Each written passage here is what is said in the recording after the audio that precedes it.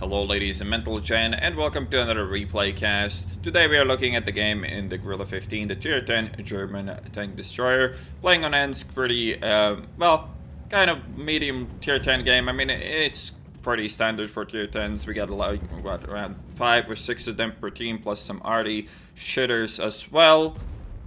And we start our game off with killing this 1390. Really silly scouting run there, way too aggressive, and you kind of have to expect to get executed for stuff like that. But the mobility of the Grille really comes into play when you have to take shots like that for sure. Don't really want to repeat that again. There's a couple of reasons for that. First of all, the arty could even get you if you do that peek there. And second of all, I mean, if there is somebody there, they're gonna be pre-aimed for me and not just sitting there like they were before, or running around like headless chickens like those light tanks were before. So it's pretty bad peek. This is also pretty bad peek. Kind of taking my chances, but luckily for me, the IS-4's gun is so shit that he couldn't even hit that shot. So that is good for me. Not really the trademark map for the Grille this one, but really the only thing you need to do is support from the second line and just rack up damage in this tank. It's not too hard to do. Just play behind your own team, make some flanking every once in a while, but in general you want to be this support vehicle that just peeks out behind teammates and locks off angles just like that. Not really sure if I want to re-peek that position twice. I mean, it's not bad because it's not like anything the T10 can do, but the T10 is probably not going to be peeking, but it seems that we have a bit more of a problem right here. So let's try to help out this E5 with dealing with the Jagdpanzer and the 140. Since he is an E5, it's not killable by those tanks, so it should be fine, but we can just get some free damage in here. The Grille is nice. DPM definitely comes in handy in fights like these. The Jagdpanzer, of course, bounces because, you know, E5 is fair. And, of course, let's not forget how balanced it is as well. The 140 should be my next pickup as well, but our crayon-eating M103 decided that he's gonna be there and push me out of the way so he can get the kill, which is rather unfortunate for me, but what can I really do? Now, I mean, this fight against E5 is really bad. I shouldn't even bother, and I'm gonna realize that I shouldn't even bother once the gun barrel of the Jagdpanzer is right in the way. It's a really dodgy shot for me, so I don't really want to fuck with that. But sadly, I kind of trapped myself in, and I have to go for this anyways. And this is never gonna go my way. I mean, it could have banned him if I hit where I aimed, but let's be real, the shot was dodgy as shit.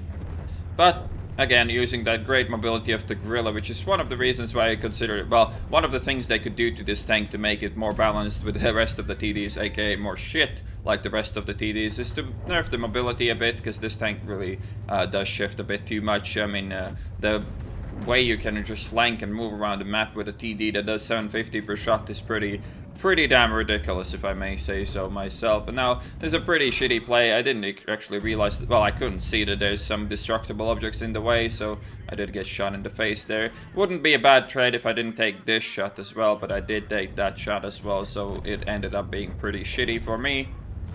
And look at that, we are fucking losing, who would have thought? Anyways, now the next target probably is going to be the 57 Heavy. Obviously, you need to be careful because it's a 57 Heavy, and you can see that click in my mind. Oh, wait a second, he has that autoloader, right? We do get a pretty nice shot on him right in the side there that tracks him as well. Rather nice for us as it puts him on way less health as well. The Ratchet should be able to deal with him now. I did bounce a shot from my side as well because, you know, great armor on the Grille. And now, I mean, there's a couple of things we can do. One of the MX-30s is there, and the other one is probably supporting from the back or running around the rails somewhere. So it's very possible we can get away with this flanking, so that's exactly what I'm going to be doing now. This is definitely a risky move, but at the same time we are losing, so we can take risks like these. Aggressive plays that could just net us the victory, or, you know, just make us lose even more. So it's not like it's that risky anyways. And now I kind of fuck up right here. So first of all, like, yeah, I go in here, that's fine.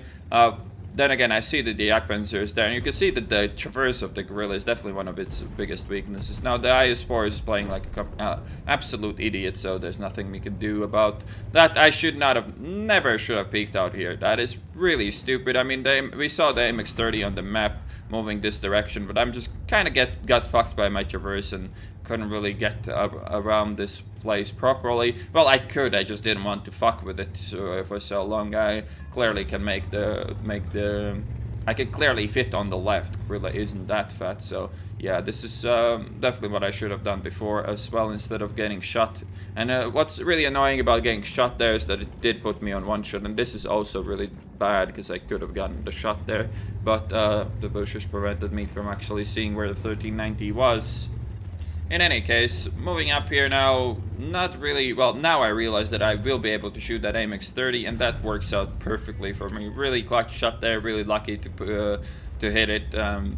Definitely very useful for our team in order to win this game as well. I mean, we're not even in that bad of a position. Like, let's be real, our mouse has like 2,000 hit points still, and they have like 2 AMX 30s that are one-shots, and these light tanks, holy crap, man. I mean, even if he did shoot me there, on average, I still don't die, so I'm happy to take that chance, and now we have the T49 himself here. I mean, every time where there's somebody who is not a bot, I should be dead here now, right? But luckily for me, that guy, you know, he needs to fall back to reload against the Grille in a T49 with a stock gun. If he had the big gun and he missed, that would be different, but then again, if he had the big gun, he'd probably make sure that he hits me with the first shot. And yeah, I mean, that was rather impressive play by the T49 there. Probably the highlight of the game. It was how well he played there, and you know, I'm just happy to farm all that damage. And now the last guy left, AMX 30. I don't really want to suicide on him, so I'll let the mouse deal with him, which is exactly what happens. And here is the end plate. Ace tanker, of course, 3,562 experience with the double. High caliber, and I'm not even sure what that medal is called. I think it's for killing a lot of light tanks. We did 8,134 damage, picked up 5 kills, got 1,187 base experience. So just another great example on how mobility beats armor in this game, and also having a turret on a TD just makes you do things that you never would be able to do with TDs without turret, unless you want to take a lot of damage in return. Didn't really play that well either, and we still got to wreck the entire enemy team pretty much, so yeah, the Grille, man, the Grille. Slightly overpowered in my opinion, and the nerf I could see on this is slight top speed nerf to make it go like 40 or 50 and not 60, because that is a bit ridiculous. But hey, I have no control over that, of course. So I hope you guys enjoyed this replay cast, and I'll see you on the next one.